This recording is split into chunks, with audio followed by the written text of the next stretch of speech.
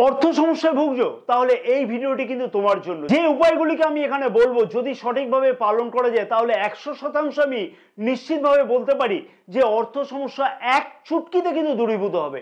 9টি গ্রহের মধ্যে রাহু গ্রহের কিন্তু সেই ক্ষমতা আছে অল্প সময়তে ধনসম্পত্তি বা বৈভব দিতে পারে। আর জন্মকুণ্ডলীতে যদি রাহু গ্রহ ভালো থাকে তাহলে দেখবে সেই সকল মানুষদের বাথরুম অর্থাৎ টয়লেট কিন্তু খুব দুর্দান্ত থাকে এবং পরিষ্কার এবং পরিচ্ছন্ন থাকে বাথরুম। তাই রাহুকে শক্তিশালী ও তার থেকে শুভ ফল পাওয়ার জন্য পালন করা উচিত বিশেষ কতগুলি উপায়। তাতে যেমন ধন এবং অর্থ বৃদ্ধি পাবে, তেমনি কিন্তু ধন বৈভব অল্প সময়তে কিন্তু প্রচুর পরিমাণে বৃদ্ধি পাবে। রাহুকে শক্তিশালী করবার জন্য বিশেষ কতগুলি উপায় হলো, যেমন বাড়ির মূল দরজার সামনে রূপোর একটি স্বস্তিক চিহ্ন লাগিয়ে রাখা যেতে পারে, অথবা বাড়িতে চন্দন গাছ পুঁতে সেই গাছকে যদি সেবা শুশ্রূষা করে যদি ঠিকমতো করে বড় করা যায় তাহলেও কিন্তু রাহু গ্রহ খুব শক্তিশালী হয়ে থাকে। অথবা যদি প্রতিদিন নিত্য কর্ম শুরু করবার আগে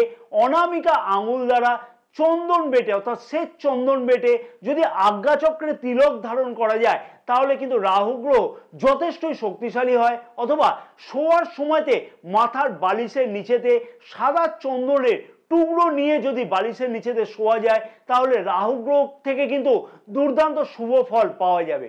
মনে রাখতে হবে যে রাহু গ্রহের মধ্যে কিন্তু সেই ক্ষমতা আছে যে রাজা থেকে ভিখারি করবার মতো অথবা ভিখারি থেকে রাজা করবার মতো।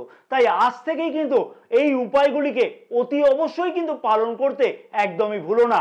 জয় মা তারা, সকলে ভালো থাকো।